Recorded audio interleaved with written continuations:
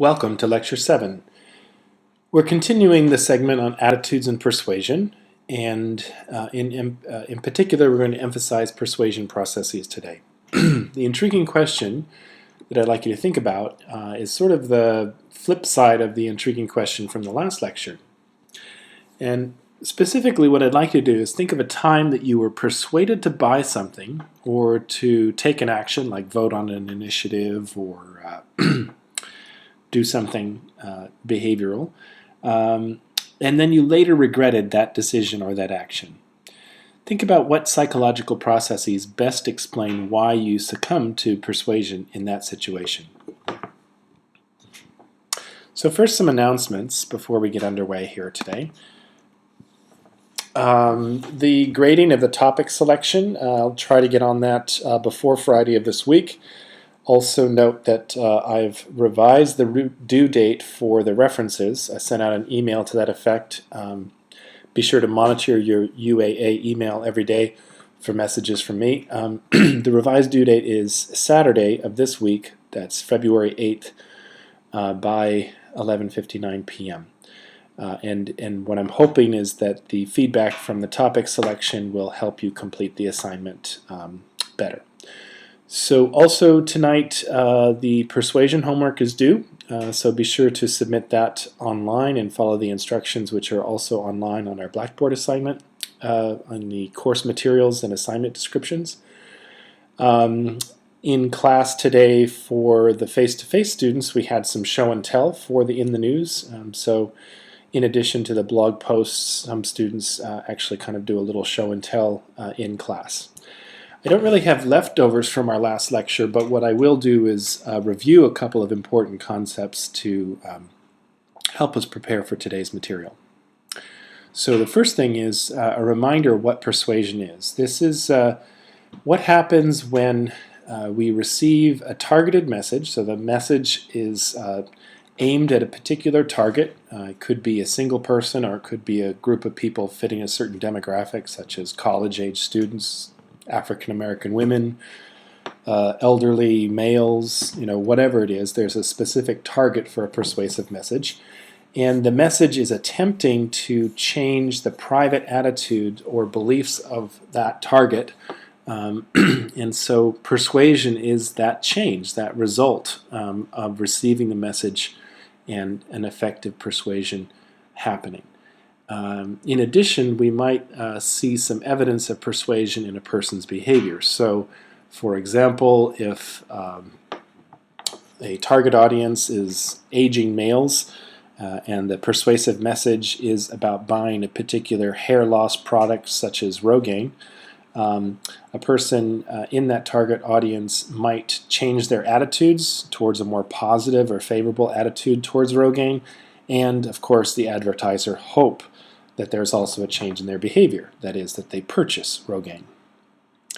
So again, a bit of a reminder, we have as a general model of persuasion, on the extreme left, we have the external stimuli that's out there in the social world. There are people who are doing the communicating.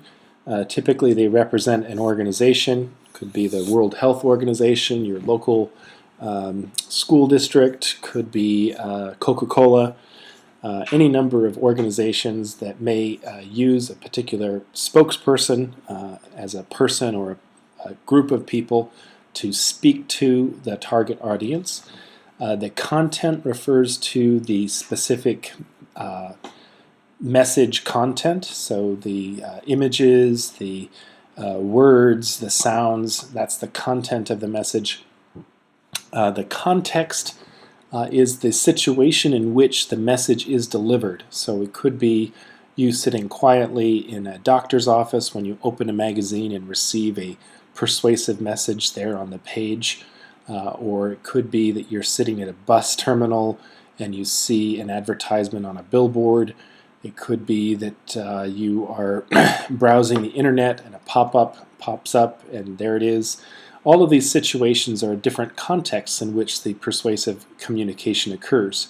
All of those things, those external stimuli, impinge upon the target of persuasion, who then processes the information in some fashion. And we'll focus a lot on processing today. And that processing will then result in a change of attitude or belief, that's the persuasion, and it may ultimately lead to a change in behavior. But the focus in persuasion is a change on attitude or belief. So how does persuasion happen? Researchers who study persuasion looked at two principal processes of persuasion initially. The first group of researchers focused on what we would call the transfer of affect. Transfer of affect is a relatively passive process, not particularly analytical, thoughtful, or effortful, and it relies on transferring the positive or negative feelings we have for one object to the object that we're trying to persuade a person about. As it notes there, it's not particularly analytical or thoughtful, and it actually is good for individuals who are not particularly motivated to process the information. I've chosen Homer Simpson as a representative of this process because he's not a particularly thoughtful or intelligent guy, and he is a very emotional kind of guy in a way. And he's holding a donut there simply as an illustration that if you wanted Homer Simpson to like anything, you would have to simply take that thing that you want to persuade him about, let's say white shirts, and associate donuts with that white shirt. And because he loves donuts so much, since he has such a positive association with the donut, he would transfer that positive feeling, that positive affect to the white shirt, and his previously neutral feeling about white shirts would then become more positive.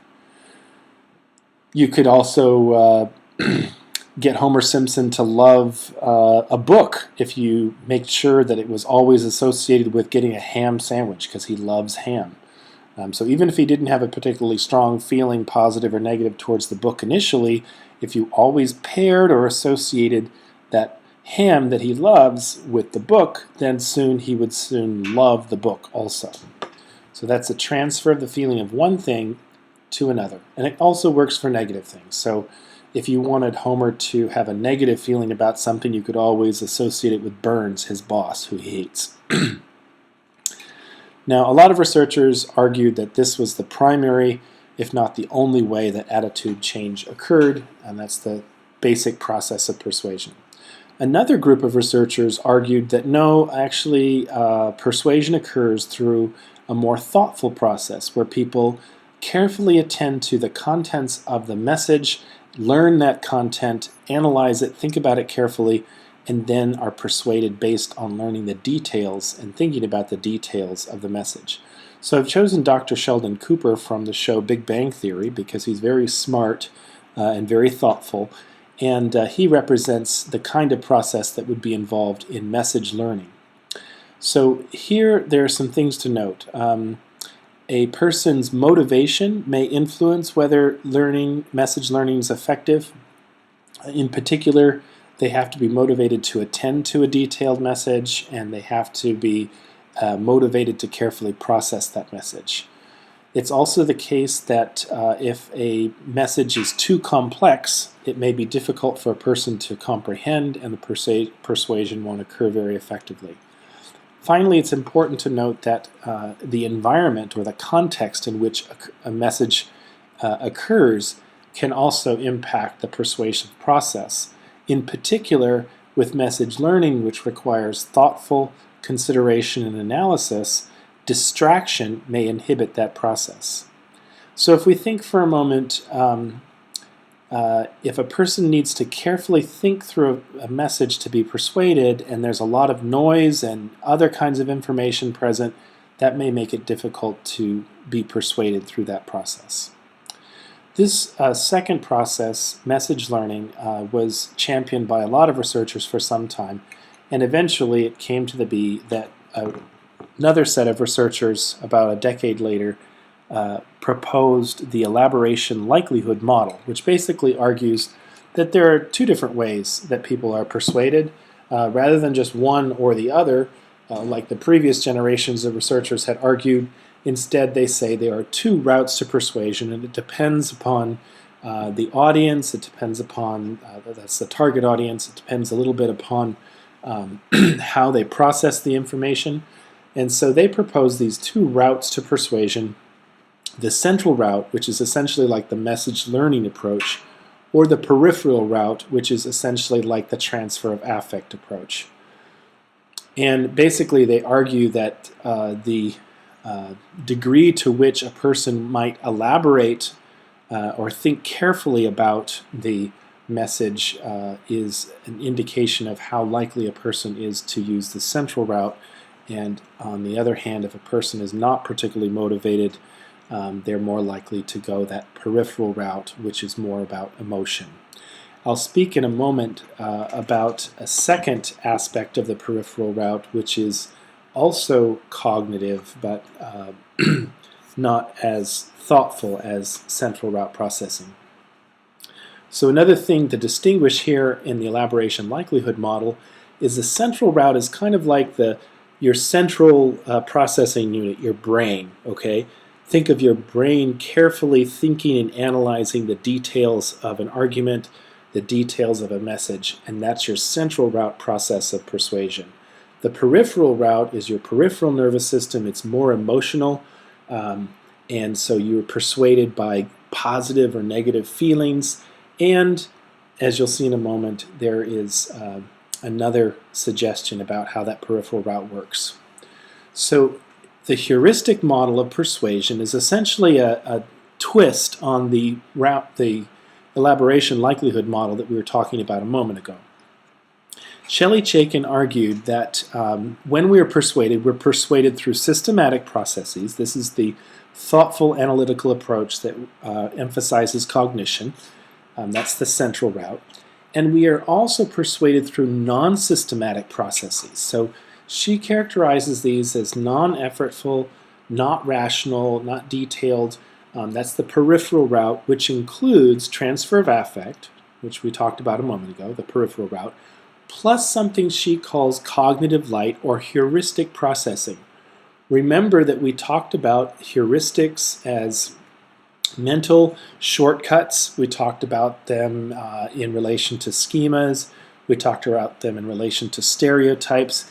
What we're introducing here is one slightly different concept using a mental rule of thumb. A rule of thumb is something like more is better, white coats equals scientist, these kinds of things. Where we don't really think carefully, we just have a set of expectations and we apply that set of expectations, that set of thoughts to understanding a situation. So I've used the example in the lower right of the slide that presents a persuasive message about Pond's Cosmetics. And notice here that there is some peripheral aspect that pertains to emotions. There's a beautiful woman, there's pleasant imagery. That's all positive. You might transfer positive affect to that. But there's also something interesting here. The image shows a double helix coming out of the cosmetic and approaching the woman's face. That double helix suggests something to us. In our minds, we have an association with the double helix, which is science and evolution. The advertisement also mentions adaptation.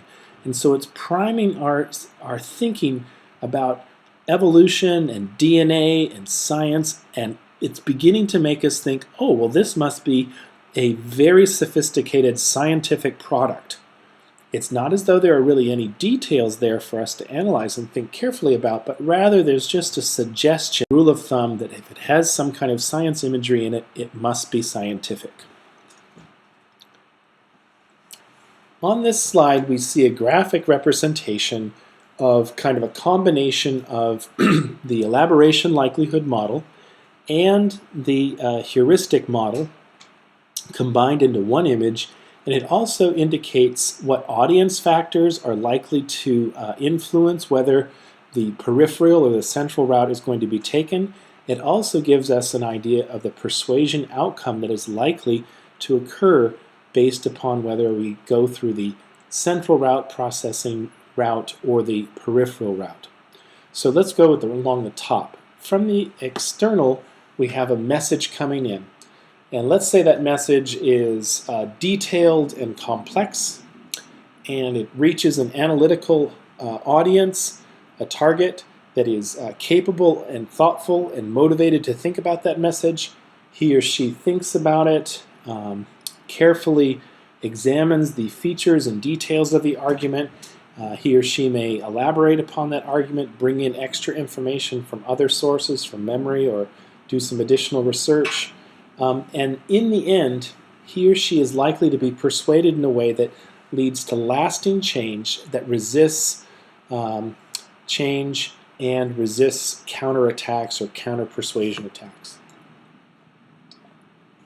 Going along the lower route, we see this as the approach taken with more peripheral folks. We might come with a message that is highly image focused, focused on positive or negative feelings, imagery that evokes that feelings. It's most suitable for audiences who are not particularly analytical, or they're not particularly capable of applying a analytical or thoughtful or informed analysis. They may be unmotivated to think about the message, and they also might be in an environment where it's difficult to focus on more detailed messages.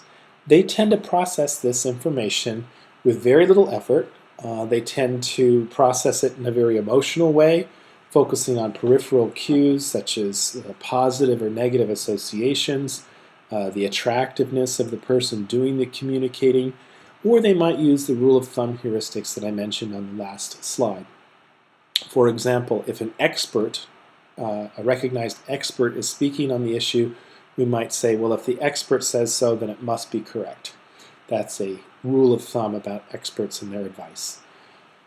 The persuasion outcome in this case, along this route of persuasion, tends to be fairly short-lived, and it's quite susceptible to changing back to the original position or to changing to some other position based on other persuasion attempts. So imagine an advertisement about beer. If we had a very much a thoughtful connoisseur of beer, we might be able to persuade him or her with very detailed information about the brewing technique, the ingredients that are used, the quality of the ingredients, the expertise of the brewmeister, etc. And you'd have to send this message in a situation where there was little distraction. You would deliver it to people who were highly motivated to think about beer and the qualities of beer, and they would use the central route persuasion, thinking carefully about it, analyzing the message, and they would probably change their mind in a lasting way. On the other hand, if you had a bunch of people who were not particularly motivated to understand the details of beer, they just like beer for the buzz effect, they might be in a distracting environment like a bar or a sports bar, and they're likely to receive a message that just says beer is, Budweiser is great, and here's a bikini babe holding it at the beach party, or here's this hunky dude holding the beer bottle at the at the beer garden in Germany or something like that. And so this would be low effort processing, lead to not very lasting attitude change, and it might also work through the use of some rule of thumb heuristics like, we're not going to give you any details about the quality of this beer or the brew processing, but we'll say that brewmeister so-and-so from Germany recommends this beer. So here's a fairly detailed study that shows the elaboration likelihood model in effect. It also shows the use of heuristics, and I'm going to have to walk you carefully through this example so that you understand the research and how it applies to that model. So first, we're going to remind you that the people in this experiment were randomly assigned to one of four conditions here. Two of the combinations, or two of the factors, one factor was the quality of the argument. You either had a high quality argument or a low quality argument. The high quality argument shared details that were important to the exit exam that they were trying to persuade people about. One example there is that would be important to college graduates is that the salary for college graduates coming from a school with exit exams, sort of comprehensive exams at the end of the degree, offer higher salaries. So that's something that students anticipating graduation would really care about. On the other hand, somewhat less low quality arguments might be something like, well, if you had an exit exam score, comprehensive exam score, you'd be able to compare your performance with students from other schools. Yeah, that's true, but not particularly important. So we have high quality arguments and low quality arguments. And we also had a difference in the number of arguments that people saw. They either read 3 arguments in favor of the comprehensive exams that were of high quality, or 3 arguments that were of low quality, or they heard 9 arguments of high quality or 9 arguments of low quality. So let's think about this a little bit more before we go to the next slide. In addition to these 4 combinations, high quality, 3 or 9, low quality, 3 or 9, we also had the effect of personal relevance. Think of personal relevance as being motivation. If it is of little personal relevance, then a person is not going to be particularly motivated to think about this persuasive message. If it is of high relevance, then a person is going to be quite motivated because it's going to impact his or her life. It's an important thing for them to consider. So they manipulated relevance by telling the students who participated in this study that either the comprehensive exams were something that their school, their university, was considering putting in place before they graduated, in which case it would actually affect their graduation and they would have to take those comprehensive exams, or they told students that they were considering putting these policies, this comprehensive exam, in place after they had graduated. In other words, it would not impact them personally. So in the first instance, comprehensive exams are happening while you're still at this school, going to affect you personally, highly motivated. In the second case, low relevance because it's going to happen after you're gone. So let's look at the results. First, we see that students who are highly motivated find that high quality arguments are quite important and they have a persuasive impact. Students are more favor of the comprehensive exam for high quality arguments, and they are more persuaded by more high quality arguments. In contrast, when they hear low quality arguments, first of all, overall they're less convinced. We see that with the difference at the 3 arguments on the left-hand side. And we also see that more weak arguments is sort of like piling bullshit on top of bullshit. They're like, I don't care about that, that's stupid. And they're even less convinced. They go opposite direction. So that's showing that when people are highly motivated, they attend to the quality of the argument, and they're not kind of taken in by this idea that more of something is necessarily better. That would be a heuristic. More of something is better. Not so true for our people who are in the low personal relevance. For these folks, first of all, they're not as persuaded in general that comprehensive exams are a good idea. The difference in the quality of the argument really doesn't have much impact at all. The difference between the yellow line and the white line is very small. And we do see that they seem to be using kind of a heuristic process where more arguments are better, doesn't matter on the quality, just 3 arguments are not as good as 9 arguments. And you can see that there. Now, before we get to the end here, I want to highlight some things about the communicator. Generally speaking, the more attractive a communicator is, the more effective they are in getting persuasion. And this works for everybody, but especially for people who are not motivated to be analytical and thoughtful about the persuasive message. So you can get those unmotivated, unawares kinds of people and persuade them with an attractive speaker.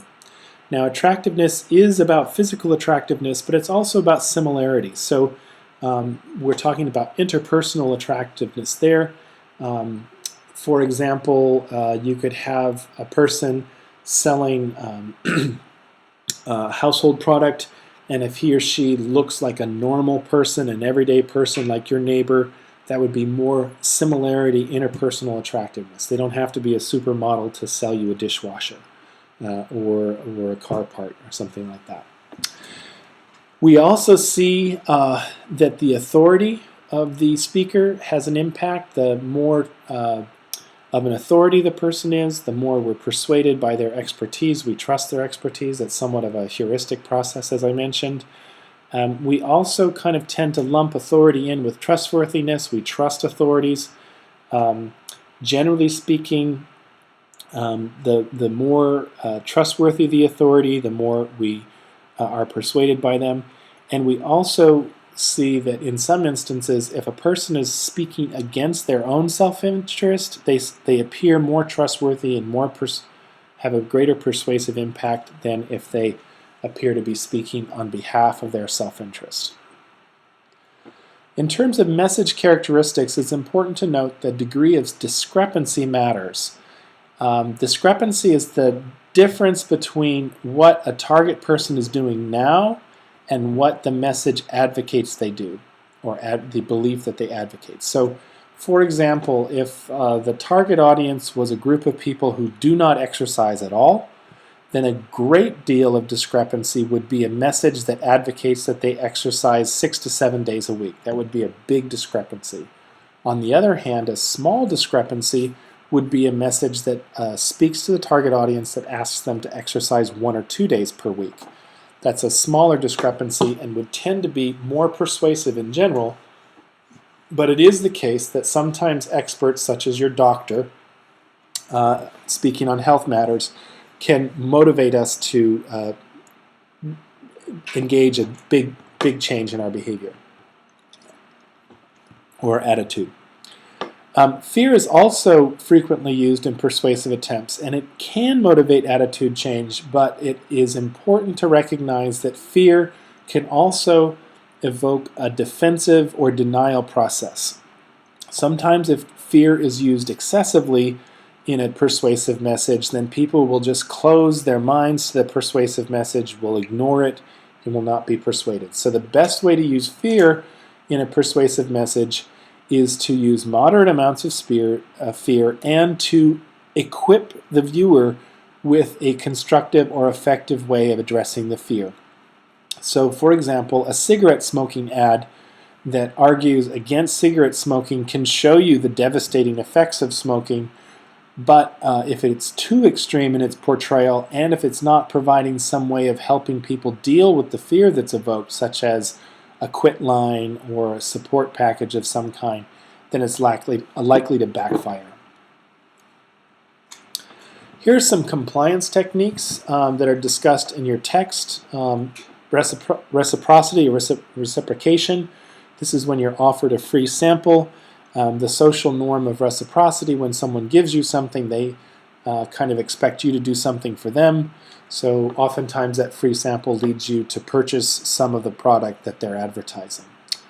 Social validation is that process where you're communicated, the persuasive message says that everyone is doing something, and so by conformity pressures you think that you should be also. Foot in the door is mentioned in the text, as are all of these really.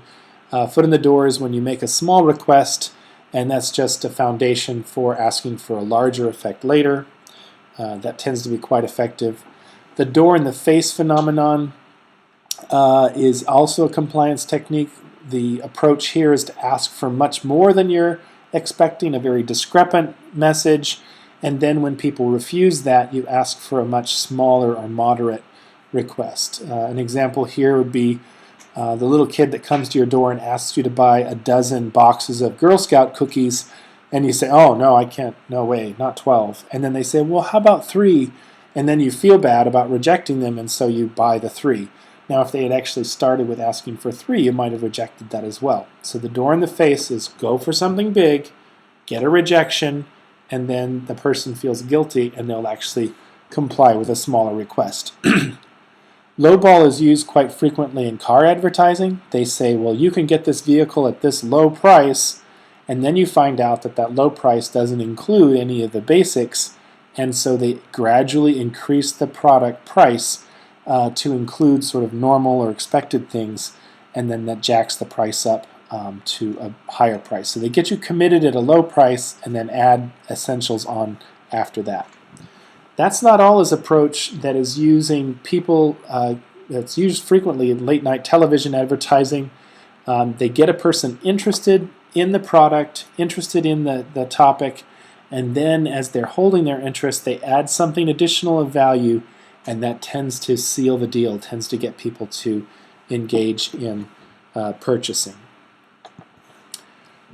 Some other persuasion tactics that you are likely to encounter in advertising is scarcity. You get the sense that there's a limited time or there's a limited supply. It encourages people who are interested to purchase and make a decision rather than thinking about it further. Liking is a little bit like social validation. If all of your friends are doing it, then it's probably good for you to do too. This is the basis for many viral advertising campaigns that spreads out in circles of related or similar people. So let's look at some examples, some actual examples from advertising before we finish up today. So here is an example of an advertisement that uses the central route approach. The main thing to point out here is that they're advertising this laptop, this tablet, and they're doing it not by giving you lots of emotional appeals or flashy images or anything like that, but they're doing it by giving you details that a motivated, educated person who knows about computers could think carefully about and make a decision based upon those details. So the argument contains details about the product, and only a thoughtful person who is capable of understanding those things would be persuaded based upon that appeal. Now, in contrast, this next slide shows a computer ad also, but taking a more peripheral route. So here we have some details about the computer, but mostly we have a rich and attractive image. They're using a word like impressive, they're using an image that is impressive, the feeling of wow, of positive appreciation of that scenery, the appreciation of the beauty of that scenery. That is what is supposed to have you transferring your positive feeling toward the computer. This next view uses a variety of approaches that I'll mention here. We have a car. It's set in a beautiful setting that people have positive feelings about. It's targeting outdoor enthusiasts.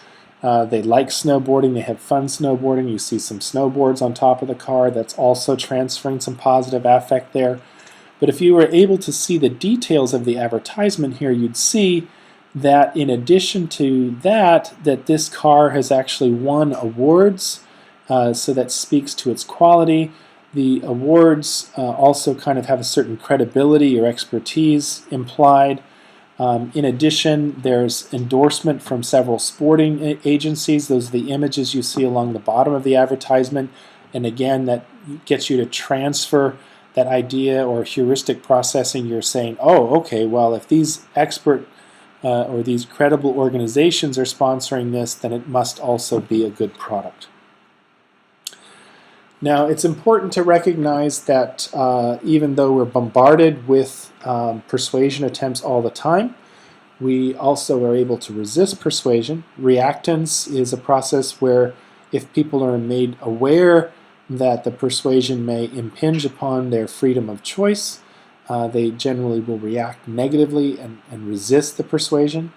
We can also engage in counter-arguing. We can be supplied with arguments in advance to counter-argue. That can be disabled by distraction and also can be disabled by experts who will supply information against your counter-arguing.